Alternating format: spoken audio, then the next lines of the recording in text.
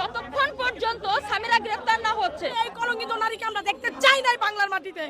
তার জন্য আমাদের সকল সালমান ভক্তর তরফ থেকে তাকে আমরা নিঃশান্তে একেবারে আইনের প্রতি শ্রদ্ধা রেখে তাদেরকে আমরা ফাঁসি দিতে চাচ্ছি। এই জন্য আমরা শুধু প্রেস ক্লাবে না, সারা বিশ্বের ভক্তরা আজকে জেগে উঠেছে, কারণ সামিরাকে আমরা অবিলম্বে গ্রেফতার করে দেখতে চাই। না, উনি আত্মহত্যা করতেই পারে না, ঠিক আছে, ওনাকে হত্যা করা হয়েছে, মানে পরিকল্পিতভাবে হত্যা করা হয়েছে এটা, ঠিক আছে। এটার মধ্যে প্রধান আসামি আমি মনে করবো সামিরা হককে, তারপর দ্বিতীয় আসামি হচ্ছে ডন, বাকিগুলো আমি জানি না, ঠিক আছে।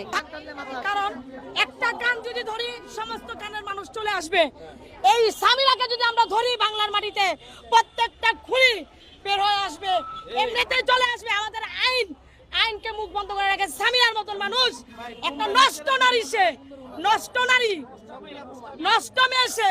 আমরা সামিরাকে কে সহযোগিতা করতে পারে? সামিরাকে সহযোগিতা, কারণ সে একাধিক পুরুষের সাথে পরকীয়া লিপ্ত ছিল, একাধিক পুরুষের সাথে সে পরকীয়া লিপ্ত ছিল। সে ভালোবাসার মূল্য কি বুঝবে?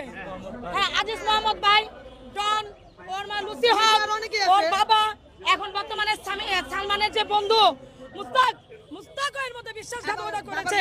আর সব থেকে বড় কথা, কোন মেয়ে যদি স্বামীর থেকে অন্য পুরুষকে প্রাধান্যতা দিয়ে তার সাথে জয়েন্ট হয়ে তার জামাইকে মানে স্বামীকে হত্যা করতে পারে, সে তো লাইফে অনেক কিছু করতে পারবে, অর্থাৎ তার শাস্তি কার্যকারিত, সে শাস্তি পাওয়ার যোগ্য।